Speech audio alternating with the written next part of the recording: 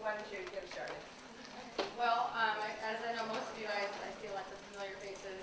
I'll just give you a brief intro, a little bit about how I got where I'm at today. I am a native of Milwaukee, Wisconsin, and I went to college journalism school at the University of Southern Mississippi in Hattiesburg, South Mississippi, and actually was in law enforcement for 3 years before I went into journalism. I was a double major. But my first newspaper was in Hattiesburg, and then I went to, can everybody hear me okay? Oh, yeah. Okay, I just want to make sure. And then I moved to Montgomery. I worked for Gannett the entire time, and then transferred here to Louisville about 8 years ago to work for the Courier-Journal. And as you also became aware, I left the Courier-Journal in July after 8 years, and after 13 years with the company, to go work for WDRB here in local, the Fox affiliate local in town. And I basically do the same exact thing I did for the Courier-Journal, only I do it for WDRB.com. I cover education and I cover Jefferson County Public Schools, and that is why they hired me. They were looking for an education expert, somebody who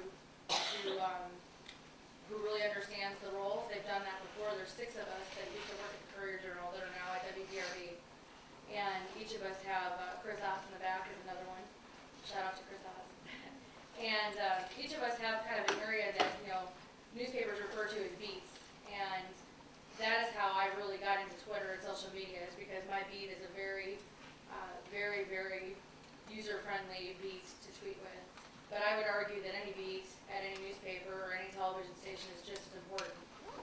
You can have an avid Twitter audience with whether you're covering metro government or whether you're a general assignment. It's really your connection to your community. Everybody has a phone. Oh, did everybody tweet that? Come on.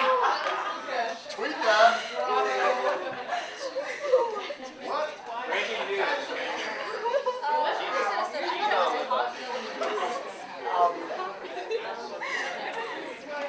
Sorry.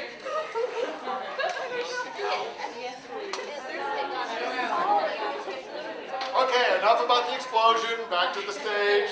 Go ahead, Tony. So anyhow, any beat, I believe any beat that you're at, regardless of where you go to work, you should become very good friends with social media. Whether it be Twitter or Facebook or Instagram, Vine, all these social media networks that I know you all probably know a little bit more than I do. You all should become very familiar and very friendly with them.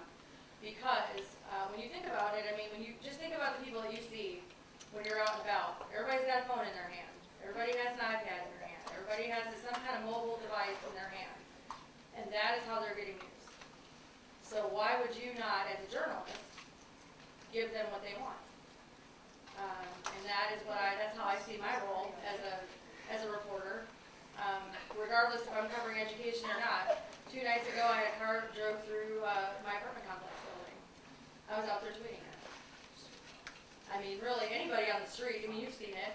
You've seen the videos of people shooting videos of people, and then the next morning it's got 1 million hits. Those are journalists. Those are just people on the street that are just out there. I call them like citizen journalists, really.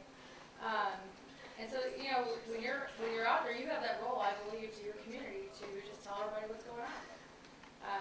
I tweet a lot. I'm up a lot. I do a lot of interacting with readers. I think it's really important.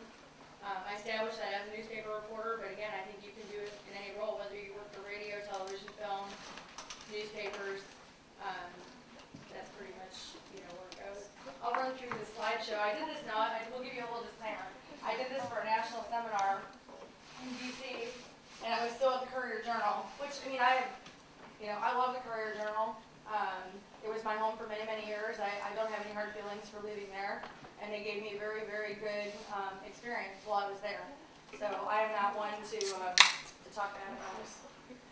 So as I said, social media can serve as an excellent reporting tool, especially at deadline. Again, this is going to be based mainly for education because that's what I cover. But you can do it for anything, really. Here's some statistics on social media and the news. At this point, Facebook reaches far more Americans than any other social media site, and therefore allows us for the most in-depth study.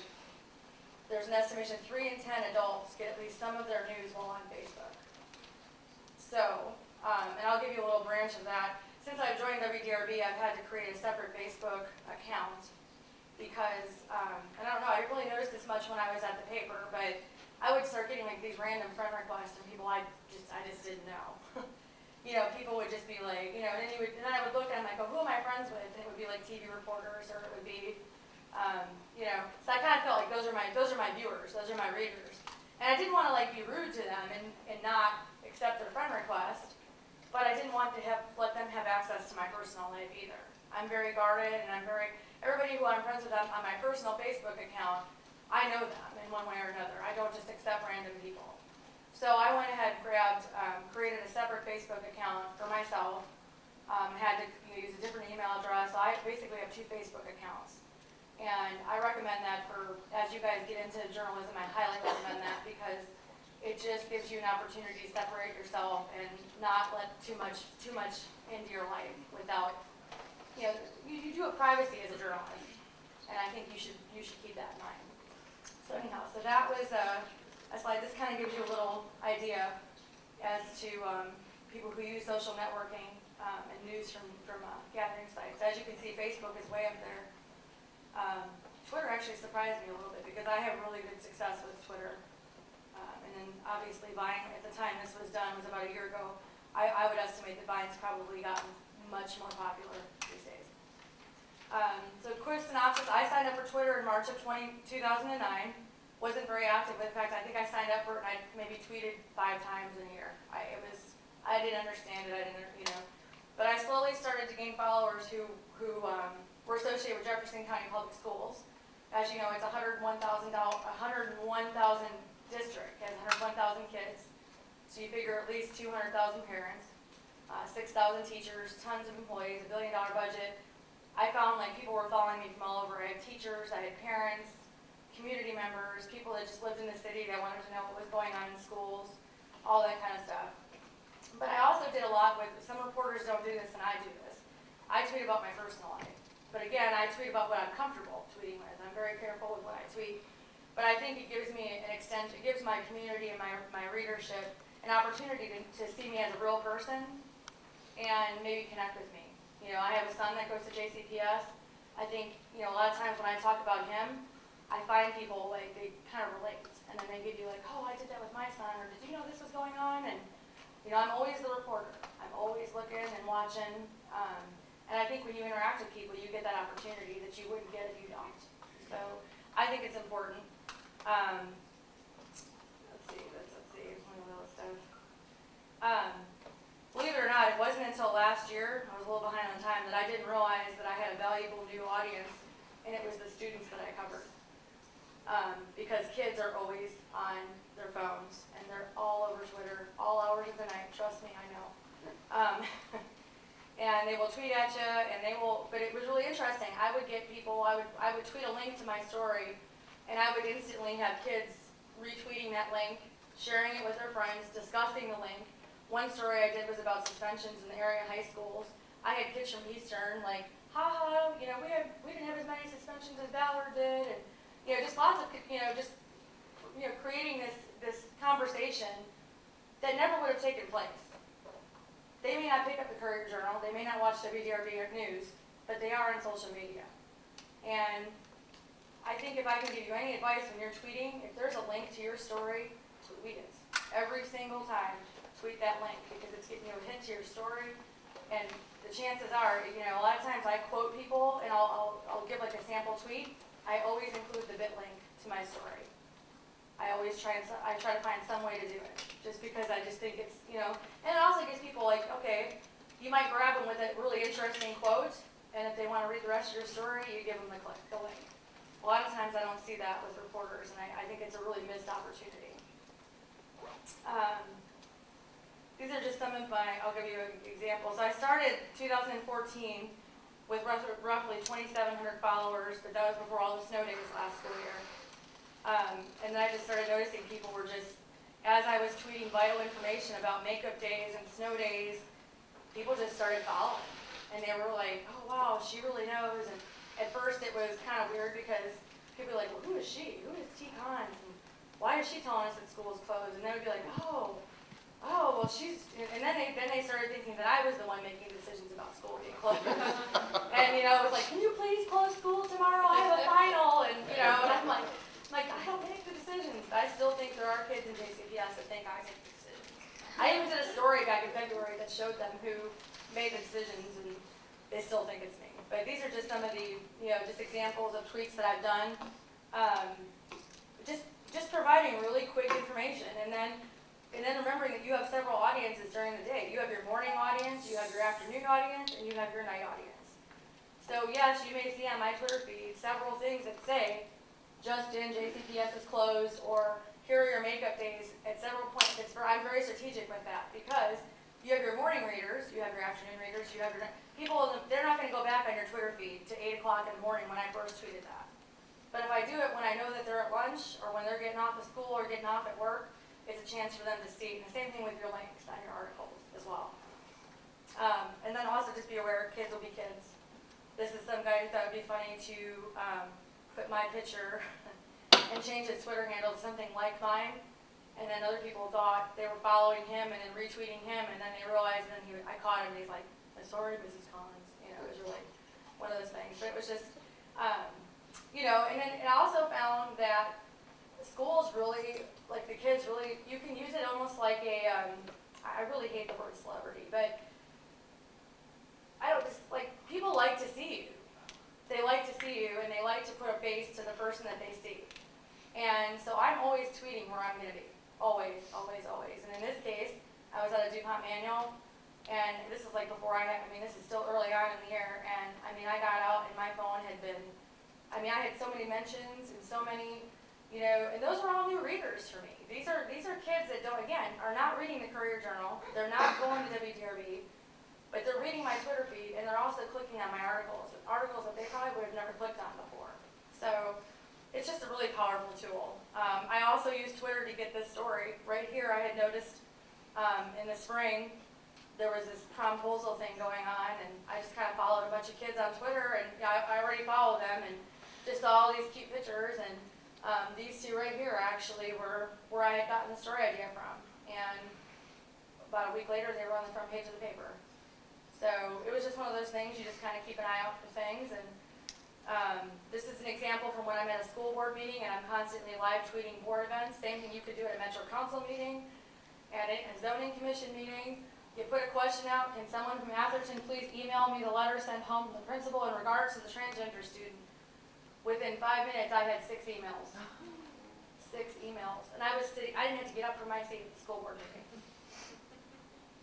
People, if they know that you're covering it, I couldn't find it, the district wouldn't give it to me. People who know me know I don't take no for an answer, and I put it out on Twitter, and I had 6 copies of the letter in a matter of minutes. So, and it happens all the time. So there's just ideas. So that's a little bit about the things that I've done. I think it's extremely valuable. I think you should interact. I think you should be out in your community, and I think you should do as much as you can to embrace social media as it is, because it's a very, very powerful tool. And I guess one piece of advice I would have is to not get into a Twitter war with the trolls. That would probably be the best advice I have, because I just think it's happened before. Someone looks at your article or they disagree with what you've written, and nothing good ever comes with arguing with somebody on Twitter. It's just like people that leave comments in the stories. It's just, they're going to have their opinion, you're not going to change it. Well, I would echo a lot of what she just said. So, when I first started getting into newsrooms, I was, oh my God, I think I still am the youngest person in the newsroom. And I'm 26, so I'm not that much older than you guys. But when I first got into professional journalism, I'd already been on Twitter and blogging for, it felt like forever. And so when when at my first newspaper job at the Morning Journal, there were some younger reporters who were doing that. But when I moved to the Blade, the only people who were on Twitter were the sports reporters, and they had the most boring Twitter feeds of all time. It was like, I like sports, but not enough to follow them game for game, like play for play, throw for throw, basket for basket, whatever. None of the news reporters were on Twitter. No one was blogging. I don't even know if Instagram was a thing yet. I didn't even have a smartphone. I don't remember what life was like before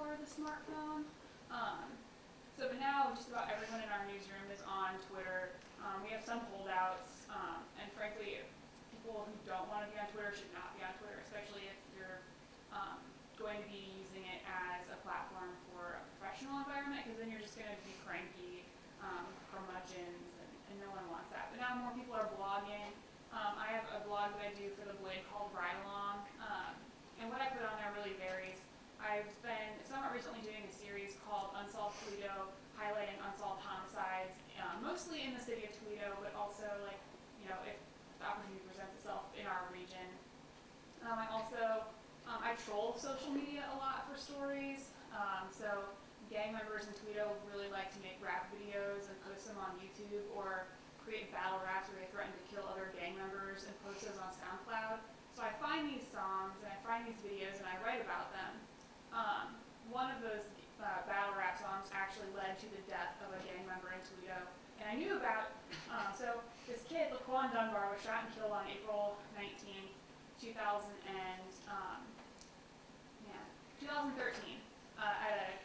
in the parking lot of Central Toledo gas station. And within a half an hour of him being shot and killed, well, first of all, like within the first 5 minutes, I had a police officer text me and tell me that someone had died at this gas station. So I'm like laying in my bed in my apartment, like scrolling through Twitter. So I have lists of very specific lists of things that I follow on Twitter. So I have a list for all cops and everyone in law enforcement that I follow. I have a list of all Toledo media. Anytime someone tweets the words Toledo Police, those show up in a list on TweetDeck. And I also have a list of all the gang members in Toledo who are on Twitter. So I got on my gang member Twitter list, and I was like flipping through, and this one dude posts like, "How are you gonna kill someone over a song?" Or I don't remember what all exactly it said. And I'm like, well, that timing is quite interesting. That a young dead man and someone talking about someone being killed over a song. So you can't really do a whole lot with that at like 3 in the morning. So, but I screen saved the tweet from this dude, and the next day I started like looking all over. I started like texting my gang sources and asking some police officers who I knew, like, do you know anything about this song that like got this kid killed? And they're, the gangs were like, yes, there's a song, but they wouldn't tell me what it was called. And the police were like, I don't know what you're talking about. So, in like a day and a half, it took me like a day and a half on YouTube to find this song. That's called Woody Woo La La La. Super original. I mean, it's incredibly catchy, and it's pretty well done. They also ripped the beat from like 2 Chainz. So, and it's like, I mean, the lyrics are horrible. They're all about killing other gang members.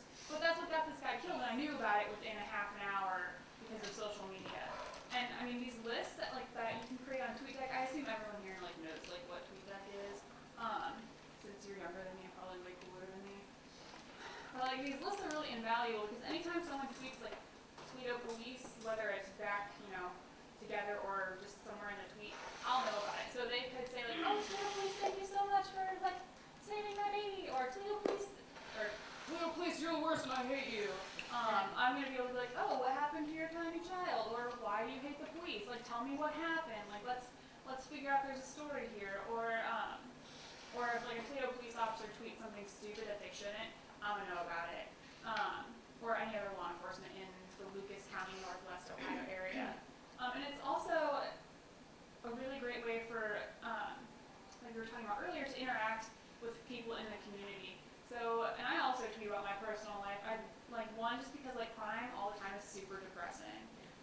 So I will tweet about like events that I go to, because I'm really pro Toledo. I love the city of Toledo, and I think that has helped a lot of people connect with me, because there are other people who feel that same way, or who want to feel that way but don't. Whatever, not important. So I'm going to an event in town, I'll tweet about it. If there's a new restaurant, I love to eat food, so I'm definitely going to tweet about that. I also work out like a psycho person, so I'm going to tweet about that. I go to a boxing gym in Toledo's inner city. It's an anti-gang violence gym, so it's a little personal, a little crime. So I'm going to tweet about that too. And people connect, and because TV reporters have always had this distinct advantage over newspaper people, because newspaper people for so long were just completely anonymous, and TV people were in your living room every single night. There was a face, you knew their voice, you felt like you guys were like, your pals, your best friends, especially the weather people. Dick Goddard, like when I grew up, he was our weather guy, and he was awesome. Like, I wanted to be Dick Goddard's best friend. But like now, like people they think they want to be my best friend. And I also get like creepy friend requests and messages on Facebook, like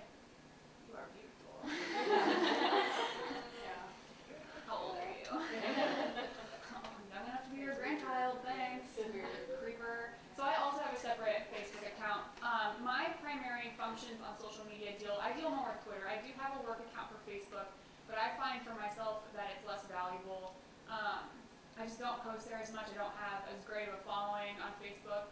And I mean, for me, like, I don't go to Facebook to get news. I go to Facebook like to find out who of my friends are engaged, who now has 8 children, and like watch the newest like kid president video on Upworthy. I go to Twitter to like find out what's happening in Syria, or like, you know, like what's the New York Times saying is happening in Scotland, or, you know, for actual real news. And you know, and Instagram for me, I decided that was gonna be my personal thing. Like, I Instagram all my DIY things that I do at my house because I bought a house because I'm crazy. And I don't use Vine because I just don't care. But there are like a million platforms, and they're coming out every single day. So like for me, it was a priority. Like, what's gonna be the most important? I'm not gonna half-ass Facebook and half-ass Twitter. Like, I'll give 100% to Twitter, and like maybe sometimes I'll pay attention to Facebook. On a professional level. So that's something you have to figure out your balance and what's going to be most valuable to you and to your audience. Anybody have a question? Let's open it up for questions. Okay, so you were talking about Instagram. Instagram especially, but with all the social media, how would you use it as a branding tool for a college student? Great question. So the Blade, I forced them to get an Instagram account because I thought they should, and now we have someone who runs it, and we have really, really amazing photographers on our staff. So now more of our photographers are on Twitter individually, but they also can post to the Blade's Instagram account. So they can take a picture and they can transmit it wirelessly to their iPhone or whatever smartphone they're using, and they can upload it to Twitter that way. And so our Blade Instagram account has a pretty decent following considering we've only had it really for a few months. So we're sharing photos from events, videos from events, really just like a preview of what is to come in that day's news. Or every week we have like a picture. This is our picture of the week. Or every Monday we go into our archives and someone will pull a really old photo and write a little backstory, and that gets posted on our website. But then we also post it on our Instagram account. We call it like Monday Memories. So all the hashtags ever get used. So I would say if you can do that, if you can convince staff members to, if you trust them enough to give them access to a social media account, you can say like, hey, if you're going to this event, please Instagram a picture from it, or please do a short video from it. I've used Instagram in the past, like if I'm at a fire and there's no photographer available, I'll do a quick video, be like, I'm at this fire, at this address, it is burning, here are some neighbors, it's hot, more later, and post. And then I can put it on Twitter, and then, our main Tweet of Blade News account can retweet it. So we're getting visuals out there quickly also. So you have to trust your staff, and make sure it's being used regularly to, events and stories, previewing stories, anything like that. I just thought about one thing real quick before I forget. Do you all know that the importance of having a period before the @ signal when you tweet at somebody? I'm still trying to teach people in my own newsroom the importance of this. If you respond to a tweet and do not put the dot in front of the @ symbol, only people that follow both of you will see that conversation. So if you want to say, I'll just pick on Chris Ott's in the back room. Like if I want to promote a Chris Ott story, and the first thing I put is Chris Ott's reports, and I don't put that period in front of that @ symbol, only the people that follow me and Chris will see that tweet. If you want all of your followers to see it, and I have like 6,000 followers, which obviously I want them to read articles, you put a period before the @ It is very, very important. The other thing I wanted to give you advice about as well is be careful with this. If people are on Twitter, like I'll pick on Neil Buddy. I knew he was on Twitter. I didn't just, and on my tweets when I was live tweeting his speech, I didn't put like Neil Buddy. I used his @ symbol because that'll give you traction for when people search for Neil Buddy.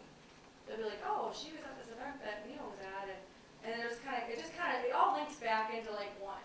So those are just two things, like if you know people, or like when you're here, you're at LMI, you know, just whatever, if you can use the @ symbols for people or places that you're at, like when I'm out at a school, I'll say, I'm out at DuPont Manual High School today, but I use the actual @ symbol, you know, I just think it's more, it'll get you more, I think it gets you more followers too, I really do. I mean, that's just a personal note, I just think, people, I don't know, I just think people, somehow they come across you and they see that you've been there and they start to follow you. So those are two things, but definitely the period is very, very important, and I see a lot of reporters making that mistake. You're really narrowing your audience when you don't share it with everybody. Here's some further questions? Yes. How would you say that people in high school or college go about trying to get that same sort of Twitter presence that you have? Because it's a little different. Because like we're on the same, we're like with the people that our followers we go to school with and we have the same classes with. So it's a little different. Like they won't be like how should people that their followers and their viewers are like attending high school and college with them? How would you say that you get them excited to see your work on Twitter and like excited for you to tweet it like I'm gonna be at this place? Well, I think first of all, you have to let your people know that you're the source of information. They, you know, for me, I think a lot of people realize, oh, she's at these meetings every week, or she's the person that's always photographing the U of L football game, or she's always the one that's at the U of L trustees meeting. So whether it's a student or faculty here at U of L or whatever, if you get people to recognize that you're the source, and you do that by tweeting a lot. I know that a lot of people are like, gosh, Tony, you tweet a lot, but there's a reason for my madness. I mean, people, you know, you have to let people know that you're the source. And once they know that, they'll follow you, and they'll ask questions, and they'll interact. So it just depends on what you're covering. Like if you're a photographer and you know that you're going to be the one that's shooting U of L football games or U of L basketball games, you better believe you put yourself out there. Or if you're the reporter covering it, hey, I'm covering, you know, let people know that that's what you do. In your Twitter description, put what you do. What do you do for the paper here? What do you do for the radio station or the TV station? You know, let people know that you're knowledgeable, that you have a role to play at this university, and that you're knowledgeable about it.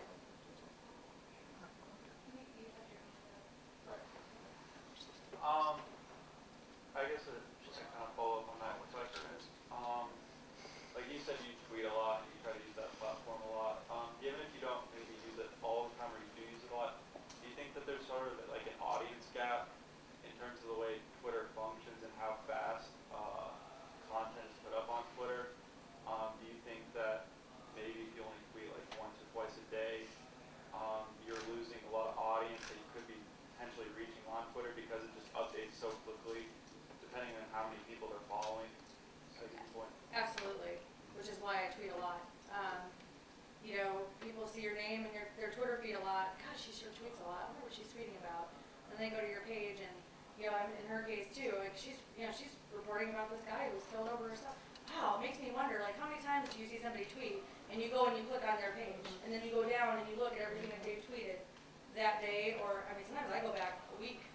Like, wow, she's got some really interesting. I'm gonna follow her. She knows all about Toledo, man. I'm gonna follow her because she is on it. But if you don't tweet, people don't see that, and then they're gonna lose interest. It's just like anything else. They're gonna lose interest. I mean, everything in this world right now is quick, quick, quick. They want their stuff quick, quick, quick. They're not gonna come back in 2 minutes. You know, sometimes you tweet breaking news and you don't have an immediate link, but you want to get it out there because you know your role is to get the information out as well. But you know, as soon as that link is up, man, I'll put follow up, now, or I'll put like an update and put the link or something. And so it's just a matter of yeah, absolutely, you have to tweet. I mean, you have to, and I use Twitter a lot like she does. That's my main platform is Twitter. It's just because I've seen it to be so valuable. I'm kind of the opposite though. Like if I don't have sometimes I go like an entire day without tweeting anything. Like especially like if I'm not like working, I'm like screw this, I'm not working. Unless I'm like out doing something fun. Like I said, I'm pretty pro Toledo, so if I'm out like doing something in the community, just for fun, I'll tweet about that. But I think with a lot of social media, it's really easy to get burned out very, very quickly on top of everything else that you have to be doing as a journalist. So I mean, you have to weigh like, what's important for me to put out there? Like, do I have anything of value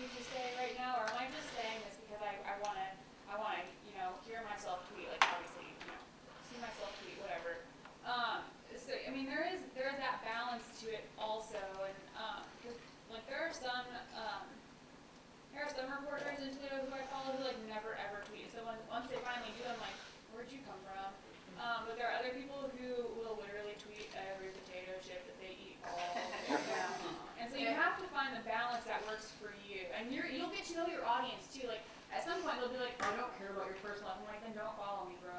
Like I'm not sorry. Yeah. Don't some editors compel you as reporters to have a certain quota per se, of daily, weekly, whatever? No, because I had to educate all of them on what Twitter was. I also did too. When I first, at the Courier Journal, I was actually told to stop tweeting so much because you were just, they like literally, they told me you need to create a separate Twitter account for your personal stuff. Like, cause I'm a Packers fan, a Brewers fan, I would tweet about, oh my gosh, I can't believe the Packers lost today. I can't believe he fumbled the ball, or, things like that, just have conversations. But what they didn't realize 3-4 years ago is those are, that makes you a real person.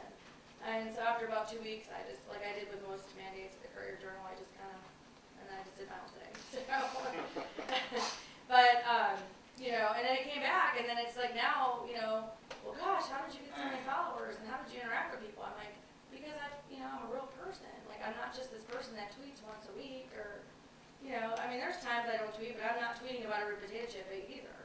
I'm very strategic about every single tweet that I send out. You had a Every single question one. here in the second row. So. I have two questions. One, like, who do you think it's valuable to follow to get the audience that you're looking for? Do you think it's more valuable to follow your audience, or are there like news sources, or? I follow people who I'm interested in. Like, I don't follow very many people on Twitter. Like, I think I follow like 400 and some people versus like 3,100 followers. So I only follow people who I want to know what they're up to. That's why those lists, like on TweetDeck, or like the Kingdom Cinema, just through like your Twitter app on your phone. That's why I think those are important. Because I don't necessarily want to follow those people. Like the gang members who I like follow in my list, like they tweet the most nonsensical things you could possibly imagine. And it's also, I don't want to read about on a constant basis. And because they tweet more than anyone on the planet. But I still want to know what they're up to. I just don't want it in my face constantly. But I don't know that necessarily following people is what's going to build your audience. The content you provide is what's going to build your audience. There are people who will follow everyone under the sun, but at some point that becomes invaluable because you miss so much. I agree too. I also agree that, but in my case, I have 155 schools, and I do follow because, and they're just, I love the schools that I cover, but some of them are just not, they're just not getting the social media thing. So I don't want to miss things like, a lot of schools are just now getting into it, and they'll tweet things that are going on, or I have a lot of teachers that I follow and a lot of students. And so I don't follow a lot of students just because it's just like she said, there's just they tweet about everything. Everything. And, I just don't have time to go through all of that. However, I just think it's, it is about the quality and what you put on there. My other question was, I'm also just curious, how do you find, when they have names on their Facebook or Twitter or whatever, like you were saying earlier, that was like this and that, little this and that, whatever, how do you find them? So it used to be easier to find people that way on Facebook, but since they've changed some things, it's a little more difficult. So say for instance, in Toledo there's a gang called Your Gang Crips, and they all put like GGC or something in their tag name. So I will just go on Twitter, and if I just search Toledo Gear Gang or Toledo GGC, a bunch of them will pop up, and then I'll just creep through their timelines to see who their friends are that they've tweeted at, and I'll do the same thing on Facebook. There's this one girl gang member in Toledo, and she uses her gang name as her Facebook name, and I just I creep on her Facebook page every day because I learned so much good street gossip that way, and you just have to and it's all about knowing your community. So I know her as Charge Girl because that's her street name, because she's she gets in trouble a lot, and she's one of the highest ranking female gang, if not the highest ranking female gang member in the city, and so she was easy to find just because I made sure I knew my community well enough to find her and to find her friends and other people she associates, and her enemies, frankly, and other people who she associates with. I think as you explore social media, as you explore it, you realize who the people are that you need to follow. It's just, you filter some out, you may follow them for a while and then you just unfollow them or whatever. And I just think if you know your beat, you know your community, you kind of know who the movers and the shakers are, and then who you should be following. And And I think too, also like a word of caution, you have to be careful because I mean, people on the internet they get super creepy and they want to know every single thing about you, and like people will be like, oh, like you know, they'll want to start to hang out with you, and they'll want to like, I like it like I said, I've had men send me super creepy messages on Facebook and on Twitter, and it's like, I mean, I've been proposed to on Twitter, like no lie, and I was like, Mom, what do you think? All my pictures can come true. But you have to be careful with information that you are willing to put out there and share with other people. Because like I said, I bought a home, and I don't know what the public records laws are in Kentucky, but anyone who like wants to can go on Lucas County auditor's website and they can find by typing in my last name, they can find my address. So you have to be careful about the information that you put out and the way that you make it readily available to people. And I think that's something that, you know, it can be kind of a challenge because you want people to feel like they're close and they're connected to you, but you also think like, I don't want you that close. So, I mean, again, you have to find your own personal balance of what you're comfortable with. I had a dilemma a couple years ago when, as my son got older, when he was younger, I didn't put him on at all, but then I got to see like the people really like to know about things that like I did as a parent or how I handled situations or whatever. And a lot of times I'll just try to be like, you know, we just have a really chaotic, crazy, funny life most of the time. And so, you know, the things that he does and says, you know, and so I had to kind of take a step back, you know, like do I really identify where he goes to school? And eventually I did, because I was like, well, they're gonna find it. I mean, people are gonna find out, you know, and it's just, but you gotta be careful with what, you know, obviously you're not gonna take a picture of them in front of your house and tweet a picture and then, oh, hello world, this is where I live, you know. Did we And have a question? there are super creepy people out there, so we gotta be very careful with what you put out. Yeah, how do you have any kind of like guiding principles in like dealing with like direct messages? Like, I don't really know where I was going with that, but like, if it gets too personal or if it was like, or if you'd rather just be tweeting it like in your main account instead of like messaging it or just like, how do you go about that? I just won't respond. If it's a really weird, you tend to ignore them and then they just go away. You know, one other thing too about using Twitter as sources is one thing too I need to be careful about is I always will try to message somebody. If they, you know, if I'm going to use them for a story, I always make sure that they're like a live person and I call them and have an actual conversation with them. Because people will say whatever they want on Twitter, but then and you find out that's not even their name, it's like their middle name, and then it's, you know, it's just, I think you gotta be really careful with that too. So I use direct messaging a lot when you said that, to just kind of verify who you're talking with, and I'll quickly follow them so I can send them a direct message and say, hey, can I call you? And then I'll have a conversation with them, and then maybe or may not use them for my story. I think we're about out of time, aren't we, Ralph? Yeah, I think we are. So, thank you very much, both of you, for really